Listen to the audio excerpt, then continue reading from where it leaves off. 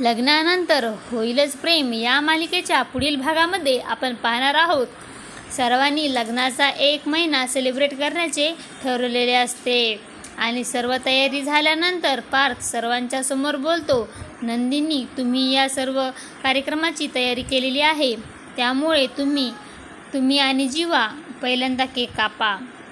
आणि तेव्हा आपण पाहतो नंदिनी देखील केक कापण्यासाठी चाकू घेते आणि त्याच वेळेस जीवा देखील नंदिनीचा हात पकडतो आणि नंदिनीचा हात पकडल्यानंतर नंदिनी ही आश्चर्यचकित होऊन जीवाकडे पाहू लागते व ती अतिशय आनंदित होते.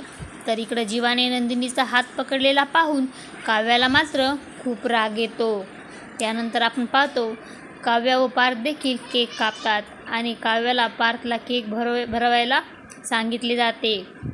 तेव्हा काव्या देखील पार्थला केक भरवण्यासाठी केकचा तुकडा हातात घेते, परंतु ती जागेवर स्तंभ उभी राहते. त्याच वेळेस आजी ही बोलते, काव्या, लवकर पार्थला केक भरव, आम्हाला देखील केक खायचा आहे.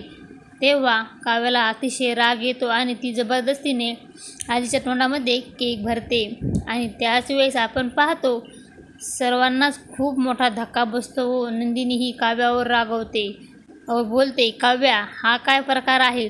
आत्ताच्या आत्ता तू पार्थ आणि आजींची माफी माग. त्याच वेळेस काव्याला देखील राग येतो आणि ती बोलते, हे बघा पार्थ, हा माझा नवरा आहे आणि माझ्या नवऱ्याची माफी मागायची आहे की नाही हे मला ठरवू दे. आणि अशा प्रकारे काव्याने सर्वांच्या समोर पार्थला आपला नवरा मानल्यामुळे पार्थने आणि नंदिनी दोघे आनंदी झालेले असतात आणि पार्थ काव्याकडे प्रेमाने पाहू लागतो. त्याच वेळेस काव्या देखील विचारामध्ये पडलेली असते. रागामध्ये आपण काय बोलून गेलो. आता पुढे येणाऱ्या भागामध्ये काव्या आणि पार्थ कशाप्रकारे एकमेकाला पती-पत्नी मानणार हे पाहणे अतिशय रंजक ठरणार आहे.